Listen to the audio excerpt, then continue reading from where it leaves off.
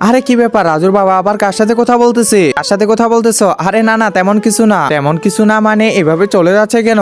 আরে আসতেছে নাকি? তাড়াতাড়ি উপরে উঠে যাই। আরে কি ব্যাপার, ছাদে চড়তেছে কেন? এই তো আমিও চলে আসলাম। আরে কি ব্যাপার, কোথায় গেল?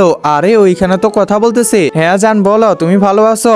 আরে এ তো দেখি ওর আরেকটা প্রেমিকার সাথে কথা বলতেছে, এভাবে আমার সাথে বেইমানি করলো। এটা আমার সাথে ঠিক করেনি। আরে নিমি কি হয়েছে? আরে মা দেখো না, রাজুর বাবা আমার সাথে চিট করতেছে।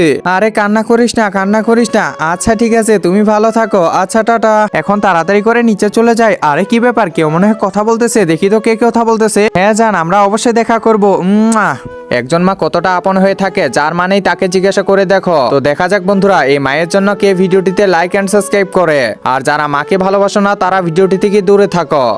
আরে এটা তো দেখি রিমি। রিমি আমার সাথে এমনটা করতে পারলো? আমি অন্য মেয়ের সাথে কথা বলতেছি, এজন্য রিমিও অন্য ছেলের সাথে কথা বলতেছে। ছি, আমি এটা ঠিক করিনি। এই যে রাজুর বাবা শুনতেছো? আরে কি ব্যাপার, কি হলো? আমি কারোর সাথে কথা বলিনি। ও আচ্ছা, তাহলে আমারই ভুল হয়েছে, সরি। আচ্ছা ঠিক আছে, কোনো ব্যাপার না।